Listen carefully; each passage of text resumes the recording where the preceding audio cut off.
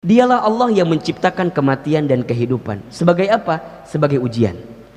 Berarti selama hidup, selama itulah kita akan diuji dengan dinamika ujian yang tadi. Dan apa yang akan Allah lihat dari setiap ujian-ujian itu, ayyukum ahsanu amala. Siapa di antara kamu sekalian yang paling baik amalnya, yang paling baik sikap. Hari ini ada yang sedang diuji atau tidak? Halo? Ini kayaknya mata nggak bisa bohong ini kelihatannya. Allahu Akbar walillahil hamd. Baik, saya akan mulai dari sini mungkin ya. Ayah bunda yang dirahmati Allah, selama kita hidup di dunia, selama itulah kita akan diuji. Setuju nggak kira-kira? Setuju? Selama kita hidup di dunia, selama itulah kita akan diuji. Dan ujian dalam hidup ini, ayah, bunda, jamaah yang dirahmati Allah, hanya ada dua saja. Dua ujian itulah yang digilirkan dalam setiap kehidupan manusia. Ahilman, apa di antara dua ujian itu? Ayah bunda bisa melihat di Quran surat Al-Anbiya ayat 35. Surat apa? Al-Anbiya ayat berapa? 35. Perhatikan dengan iman ayat berikut ini. A'udzubillahi minasyaitonirrajim. Bismillahirrahmanirrahim. Kullu nafsin dha'iqatul maut. Setiap yang bernapas, berjiwa, yang hidup pasti dia akan mati. Sebelum dia berjumpa dengan kematiannya, maka dia akan melalui proses hidup yang namanya dunia. Dan hari ini ayah bunda kita semua sedang berada di fase kehidupan yang namanya dunia. Apa yang akan Allah hadirkan dalam kehidupan dunia kita? Lanjut. Wa nablukum bisyarri wal khairi fitnah. Dan kami akan menguji kamu sekalian. Siapa? Manusia. Siapa? Manusia beriman. Siapa? Kita semua. Apa? Bisyarri, dengan sesuatu yang buruk, dengan sesuatu yang menyedihkan, menyulitkan, memadorotkan, mengecewakan, dan segala macamnya. Dan wal khairi, dan kebaikan, atau sesuatu yang membahagiakan, menyenangkan. Sebagai apa? Fitnah, sebagai ujian. Wa ilaina turja'un, dan hanya kepada kamilah engkau akan dikembalikan. Jadi ayah bunda yang dirahmati Allah, ciri di antara manusia yang hidup itu pasti dia mendapatkan ujian, pasti dia punya masalah. Kalau tidak ingin punya masalah, apa kira-kira? Kalau tidak ingin punya masalah berarti jangan hidup. Kalau tidak ingin diuji, kalau merasa tidak ingin diuji, berarti kita ingin mengakhiri kehidupan kita. Karena ciri kehidupan itu pasti akan diuji. Dengan kebaikan, dengan keburukan, dengan kebahagiaan, dengan kesedihan. Dan itulah yang digilirkan dalam kehidupan kita. Ada nikmat, ada musibah. Ada sehat, ada sakit, ada lapang, ada sempit, ada saat mendapatkan, ada saat kehilangan, ada saat tertawa, tersenyum, tapi ada saat menangis, bersedih. Jadi semuanya ujian gitu. Ada hidup, ada mati. Itu ujian. Sekarang saya mau tanya nih, punten mohon maaf. Biasanya hadirin lebih siap diuji dengan sesuatu yang menyenangkan atau yang menyedihkan? Halo? Jelas tidak ini pertanyaannya nih? Kita ini lebih siap diuji dengan yang membahagiakan atau yang menyedihkan? Nah, jawabannya beda-beda ya. Kalau boleh saya jawab, mohon maaf ya kalau berbeda. Biasanya kita itu seringkali tidak menganggap sesuatu yang membahagiakan itu sebagai ujian. Betul atau tidak? Kita menganggap, mohon maaf ya, kesehatan kita, keluarga yang harmonis itu, pangkat, jabatan, karir, itu bukan bagian ujian gitu. Karena berjalan mulus, lancar, betul atau tidak? Kita seringkali menganggap ujian itu sesuatu yang berat-berat saja. Dan itu wajar, masih mending dia nganggap itu ujian. Ada yang tidak sadar menganggap sesuatu yang buruk pun bukan ujian gitu.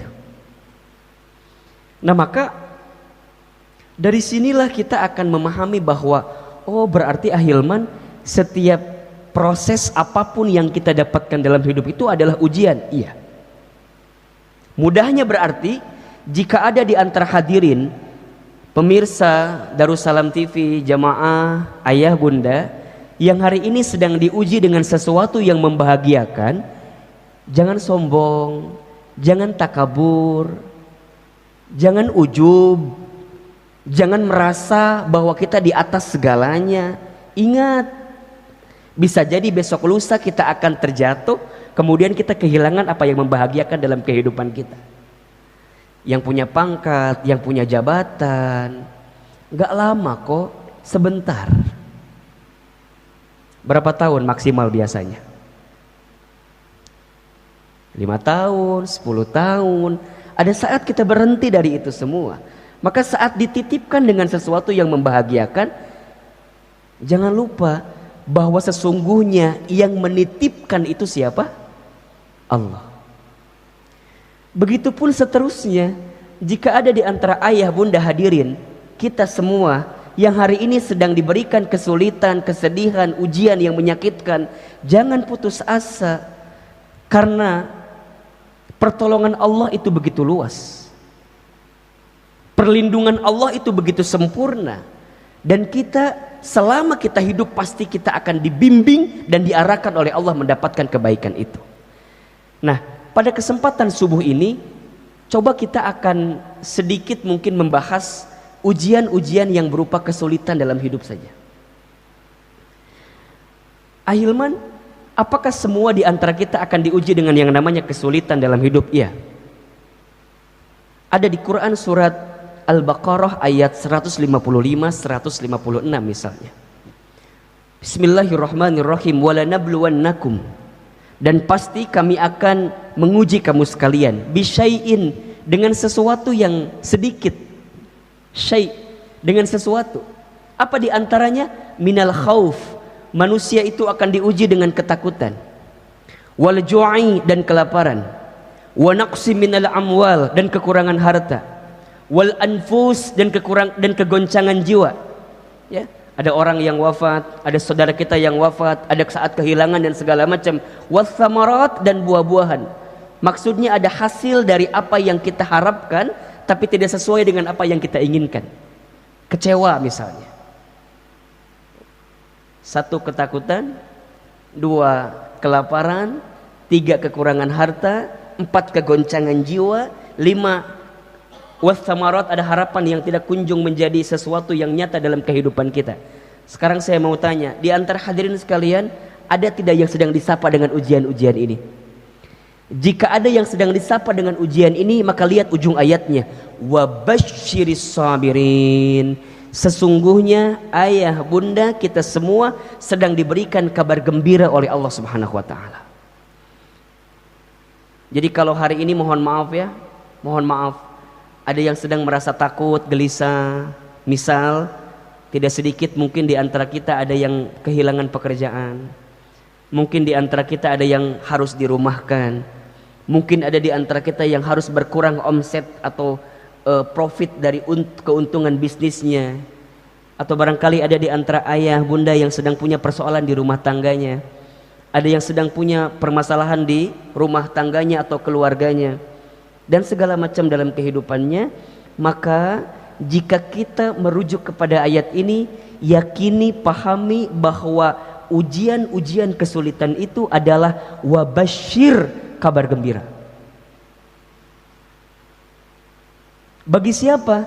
As-sabirin, bagi orang-orang yang sabar. Siapakah orang yang sabar itu? Lanjut ayat selanjutnya. Alladzina idza asabathum musibah qalu inna lillahi wa inna ilaihi raji'un. Orang yang sabar adalah orang yang ketika ditimpa musibah, maka dia hanya akan menjawab, sesungguhnya ini milik Allah, dan sesungguhnya semua ini akan kembali kepada Allah. Bahasa mudahnya adalah orang yang sabar itu adalah orang yang mengembalikan setiap perkara kesulitan dalam hidupnya kembali kepada Allah. Dia menahan diri, dia memilih sesuatu mana yang tidak dibenci oleh Allah.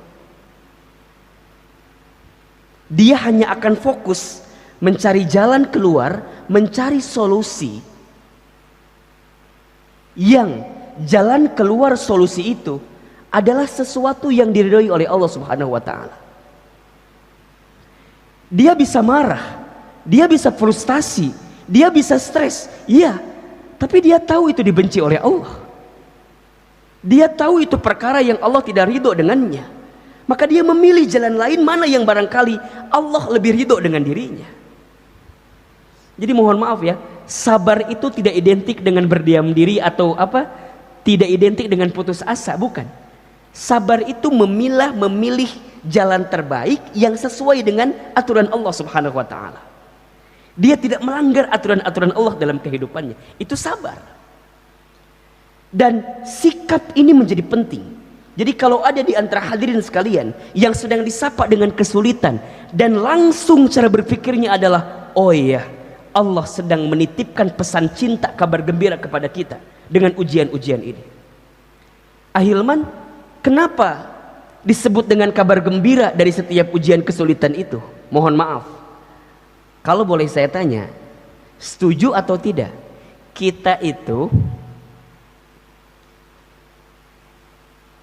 sholatnya bisa lebih khusyuk, doanya bisa lebih panjang, sujudnya bisa lebih lama jika sedang diuji dengan kesulitan. Betul atau tidak? Bukankah itu nikmat? Bukankah itu kabar gembira? Yang barangkali Allah ingin menyapa hadirin sekalian.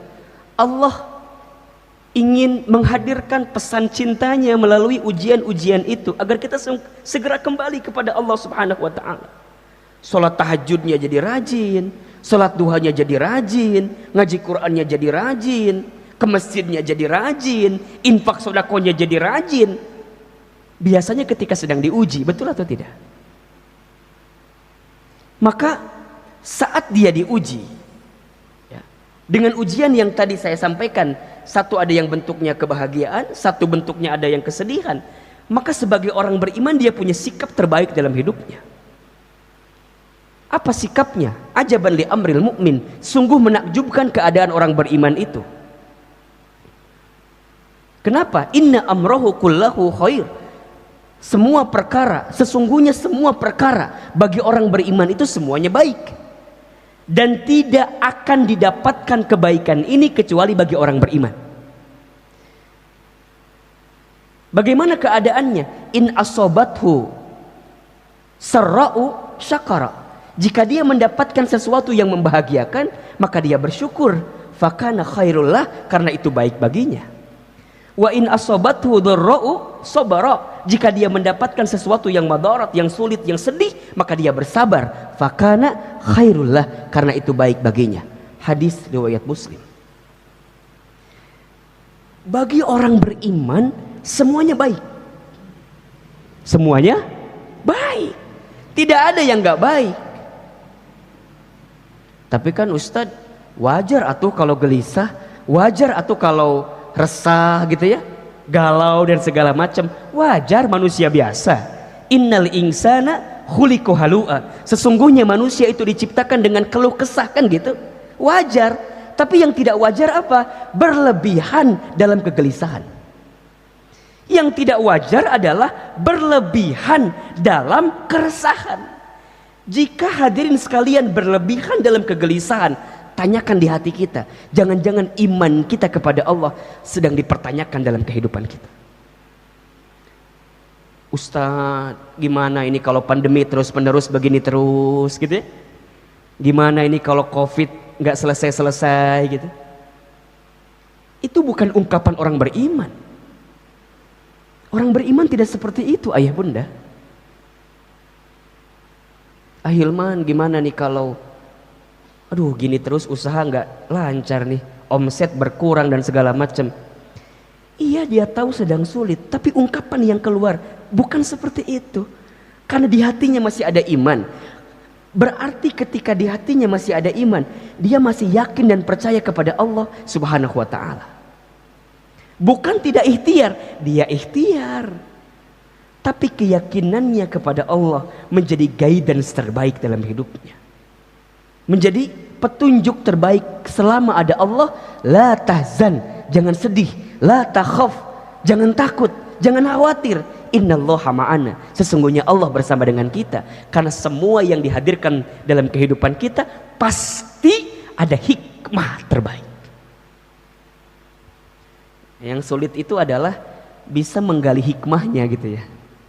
Hikmahnya apa gitu. Maka ujian bagi orang beriman. Mudah-mudahan kita semua termasuk golongan orang beriman ya. Maka saya langsung fokus aja ujian bagi orang beriman. Bagi kita yang mudah-mudahan dicatat oleh Allah sebagai orang beriman. Ketika diuji, jangan fokus dengan soalnya. Jangan fokus dengan ujiannya. Tapi fokuslah dengan jawaban kita hadirkan dari ujian-ujian itu. Kenapa? Karena soal ujian tidak pernah salah. Jika kita tidak lolos atau tidak lulus dari ujian, yang salah bukan soalnya, tapi yang salah adalah jawaban kita terhadap soal-soal itu. Saya buat analogi yang sederhana. Kalau ayah bunda, teman-teman sekalian ikutan tes seleksi masuk perusahaan misalnya. Kemudian ada soal. Kita jawab soal itu. Kemudian kita kumpulkan jawabannya. Sebulan kemudian ada hasil. Ternyata hasilnya nggak lulus. Sekarang saya tanya, kalau nggak lulus, yang salah soal atau jawaban? Halo? Jelas tidak pertanyaannya? Kalau kita ikutan tes, ikutan ujian, kemudian nggak lulus atau nggak lolos, itu yang salah soal atau jawaban? Jawaban. Sekarang kalau ada di antara hadirin sekalian yang sedang diuji dalam kehidupan, berarti yang kudu kita pikirkan itu ujiannya atau sikap kita terhadap ujian itu. Punten ya, mohon maaf, kita mah suka fokus dengan ujiannya, malah seringkali menyalahkan keadaan. Bukan kita lah, saya gitu ya. Saya mah suka sering menyalahkan keadaan. Ih tenah jadi gini, kenapa aku dapat ini, kan gitu ya. Apa yang salah gitu. Kadang-kadang tidak sedikit mencari kambing hitam kan gitu. Padahal kambing putih juga banyak. Kenapa harus cari kambing hitam? Ini kenapa? Ini kenapa? Ini kenapa? Sok, kalau dipikirin begitu stres gak kira-kira Pak? Stres atuh Pak. Padahal yang Allah inginkan dari setiap dinamika ujian-ujian dalam kehidupan kita adalah apa coba? Ayyukum ahsanu amala. Siapa yang paling hebat, yang paling baik amalnya dari proses ujian-ujian dalam kehidupan kita. Surat Al-Mulk ayat 2. Bismillahirrahmanirrahim. Alladzi khalaqal mauta wal hayata liyabluwakum ayyukum ahsanu amala wa huwal azizul ghafur. Dialah Allah yang menciptakan kematian dan kehidupan. Sebagai apa? Sebagai ujian. Berarti selama hidup, selama itulah kita akan diuji dengan dinamika ujian yang tadi. Dan apa yang akan Allah lihat dari setiap ujian-ujian itu? Ayyukum ahsanu amala. Siapa di antara kamu sekalian yang paling baik amalnya, yang paling baik sikapnya. Nah, pertanyaan kita, kira-kira hadirin kita semua saat diuji itu sikapnya sudah benar apa belum? Sudah sesuai atau belum? Sebelum ke sana, bagi orang beriman, saat dia diuji, ini bagi orang beriman ya, bagi orang beriman, saat dia diuji, dia akan memahami, meyakini bahwa ujian adalah bagian cara Allah menaikkan derajat dalam hidupnya. Kita bisa lihat di surat Al-Ankabut ayat 2 misalnya. Ahasiban nasu ayyutraku ayyaqulu amanna wa hum la yuftanun. Apakah manusia itu mengira bahwa mereka dibiarkan saja mengatakan kami telah beriman sedang mereka tidak diuji? Di surat yang lain Al-Baqarah ayat 224 Allah berfirman, am hasibtum an tadkhulul jannata walamma ya'tikum mathalul ladzina khalau min qablikum.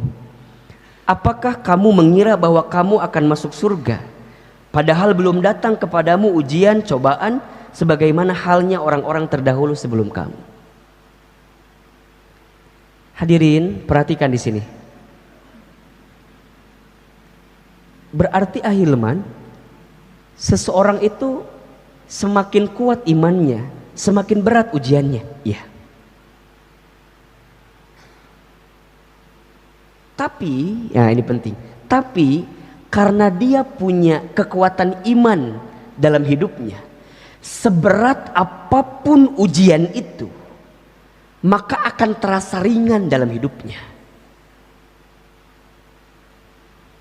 Maka mohon maaf lahir batin, kalau sekarang ayah bunda, bapak ibu hadirin sekalian, melihat seseorang yang ujiannya berat sekali, dihina, difitnah, dicaci maki, dibully dan segala macam misalnya. Kenapa? Karena memang Allah tahu, Allah yakin, Allah menitipkan beban berat dalam hidupnya sesuai dengan kemampuannya.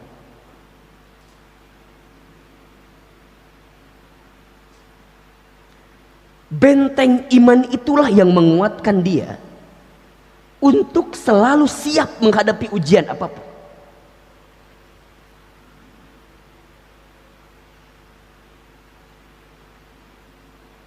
Dan jika kita diuji keimanannya oleh Allah, maka akan diuji dengan ujian-ujian itu.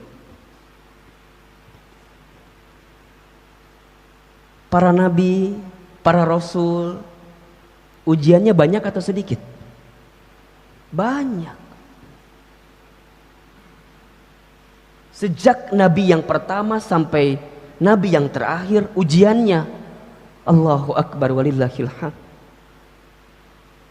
Banyak. Nabi Adam diuji.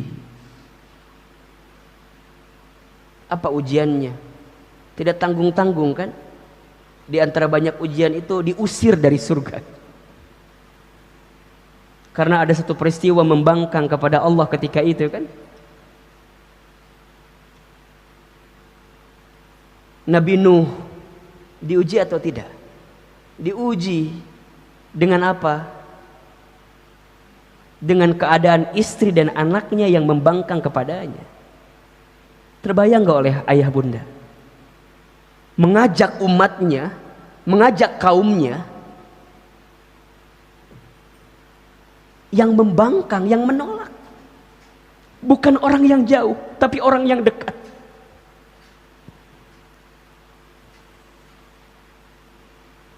Nabi Ibrahim diuji atau tidak?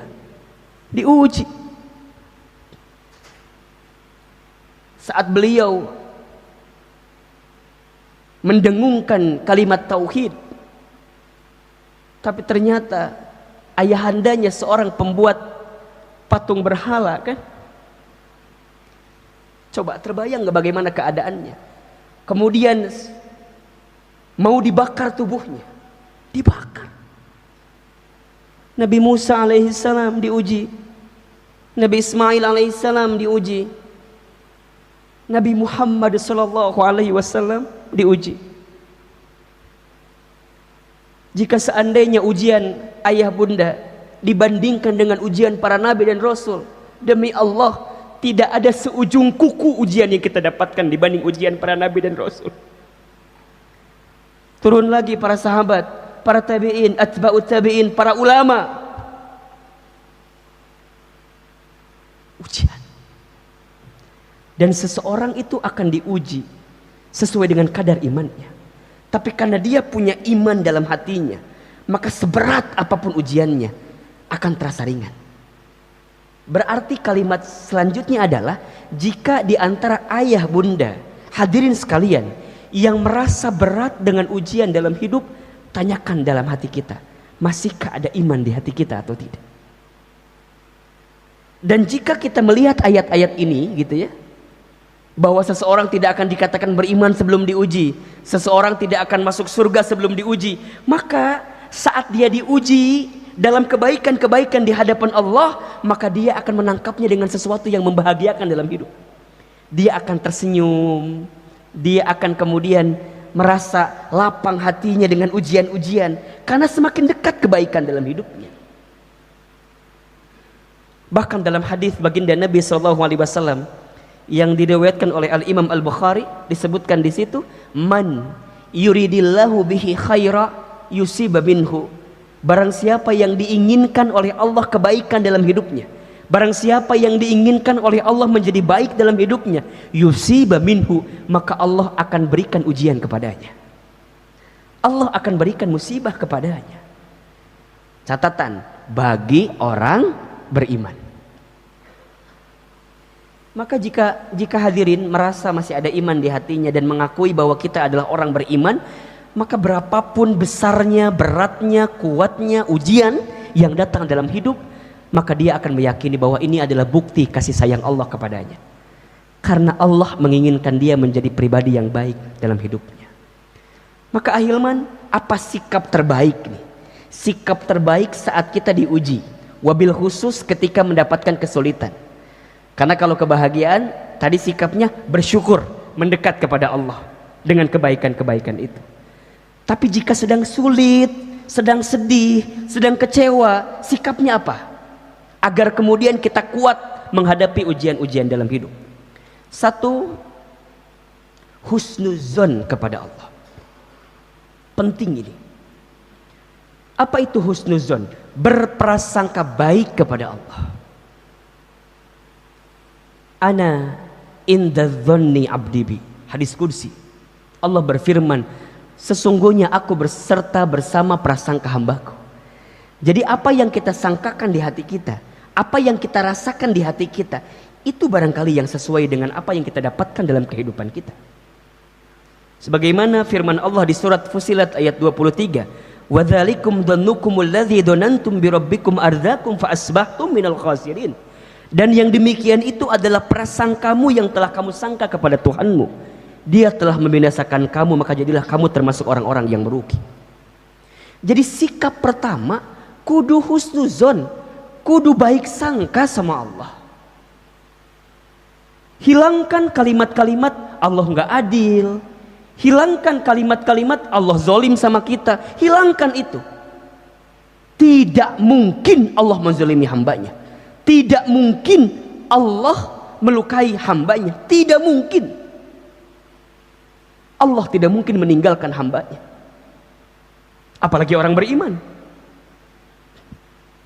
Mohon maaf, Barangkali sebaliknya, kita yang seringkali melupakan Allah, kita yang seringkali meninggalkan perintah Allah, kita yang seringkali melalaikan perintah Allah. Maka belajarlah untuk sikap pertama yang dihadirkan sebagai orang beriman ketika diuji adalah husnuzon kepada Allah. Bagaimana caranya kita husnuzon? Bagaimana caranya agar kita bisa punya sikap baik sangka dengan apapun yang datang dalam kehidupan, apalagi urusan kesulitan? Caranya adalah pertama, yakini dan terima bahwa semua yang datang dari Allah pasti yang terbaik. Quran surat Al-Baqarah ayat 216. Ada di tengah menuju penghujung ayatnya. Bismillahirrahmanirrahim. Wa asa an takrahu syai'an wa huwa khairul lakum. Boleh jadi kamu membenci sesuatu padahal itu amat baik bagimu. Wa asa an tuhibbu syai'an wa huwa syarrul lakum. Boleh jadi kamu menyukai sesuatu padahal itu amat buruk bagimu. Wallahu ya'lamu wa antum la ta'lamun. Allah mengetahui sedangkan kamu tidak mengetahuinya. Hadirin, ayah bunda, sekarang saya mau tanya, kita itu kalau mengukur kebaikan seringkali menggunakan indikator aturan Allah atau menggunakan pandangan kita sebagai manusia?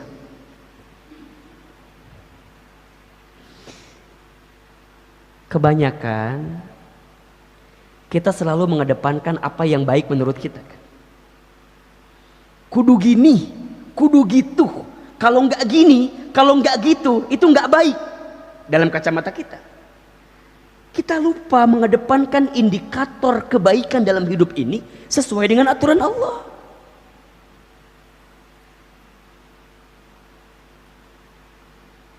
Ayah bunda kalau milih pekerjaan, yang dipertimbangkan pertama kali apa?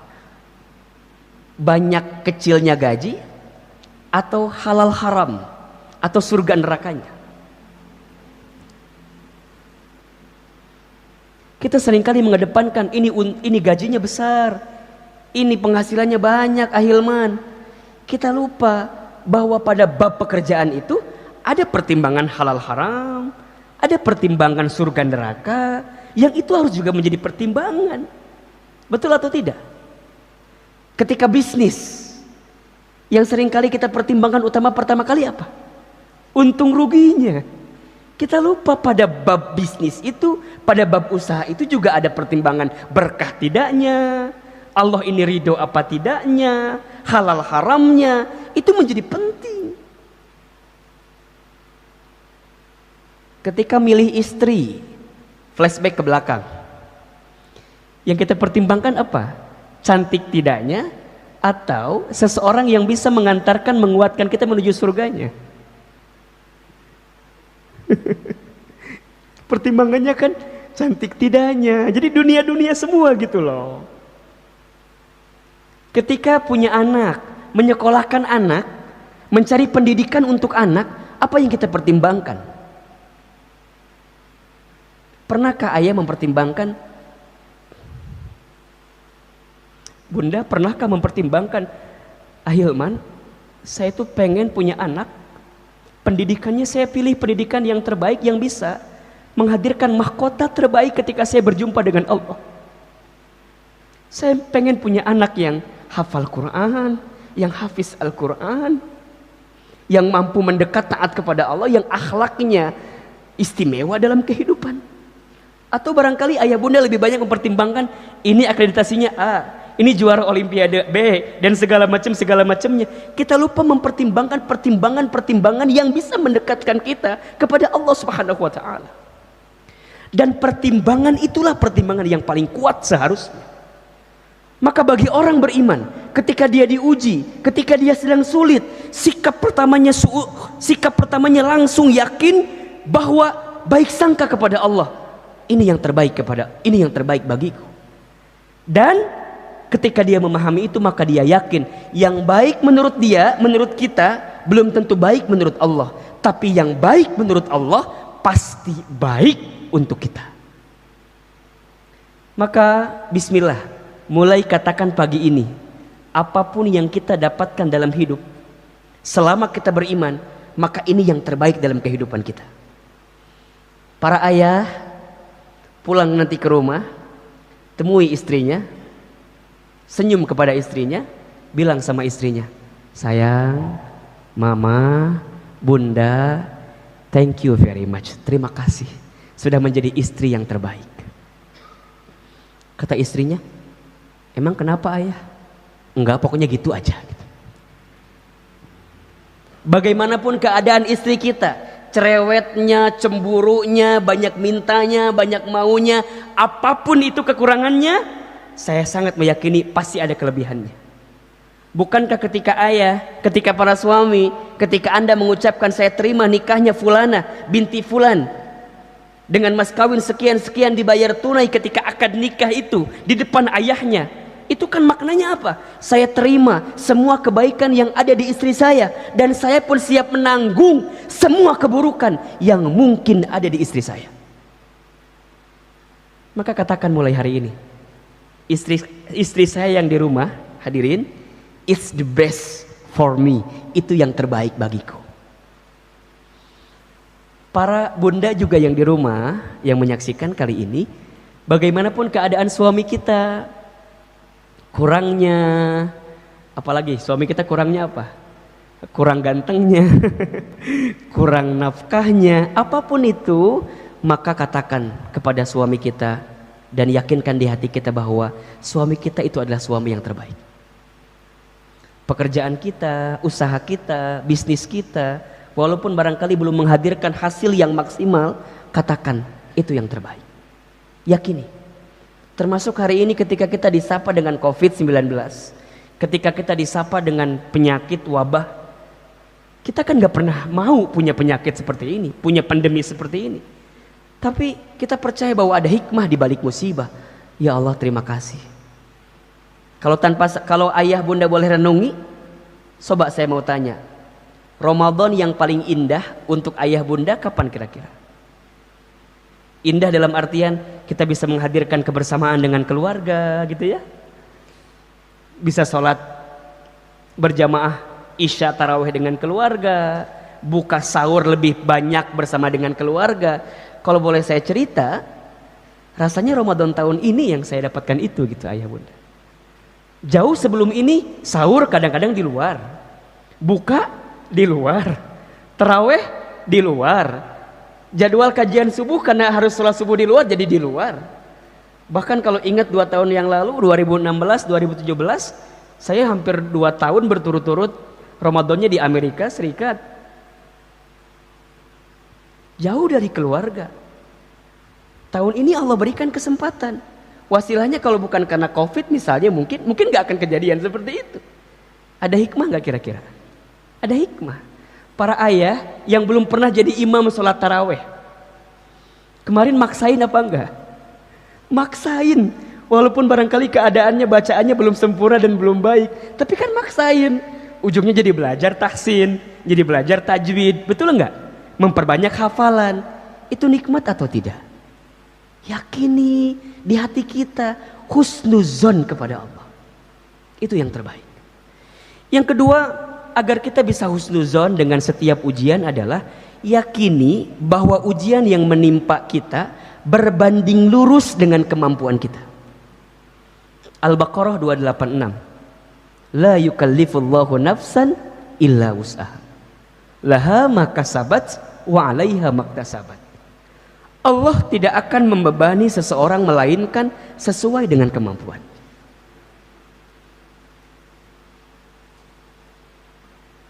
Kenapa ayah bunda yang diuji dengan kesulitan ini yakini, percaya bahwa pundak ayah bunda yang memang kuat untuk menerima ujian-ujian ini? Ahilman, kenapa enggak yang lain ya? Kenapa enggak dia ya? Kenapa aku ya? Karena Allah tahu pundak ayah bunda kuat menerima beban itu.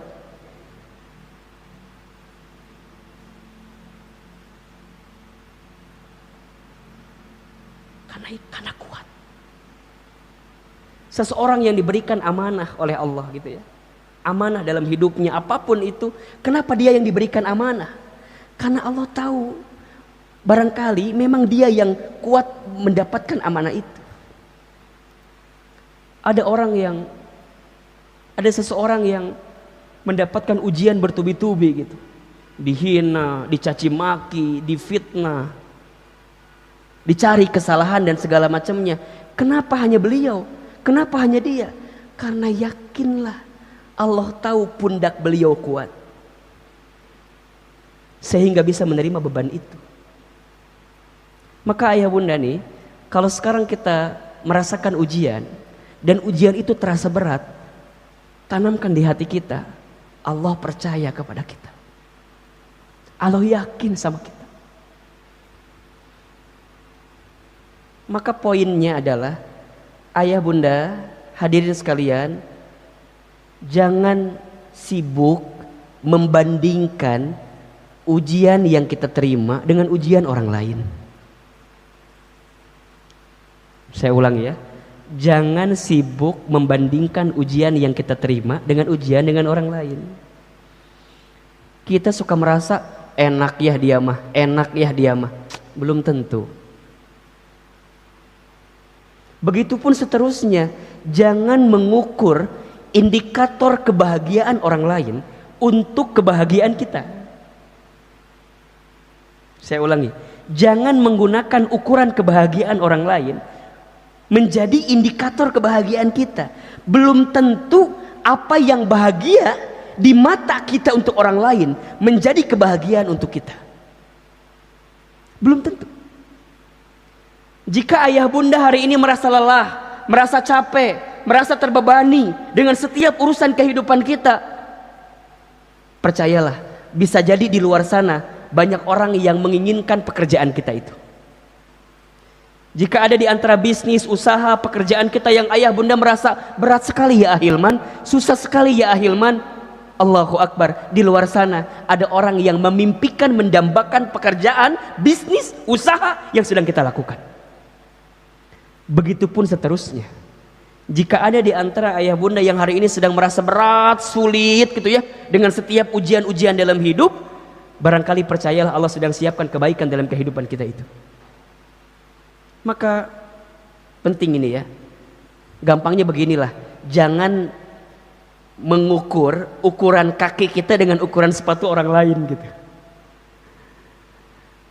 Kaki kita ukurannya 38, pakai yang ukuran sepatu 42, apa yang terjadi kira-kira?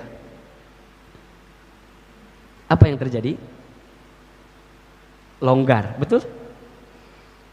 Kaki kita 38, pakai yang 36 ukurannya, apa yang terjadi? Sempit.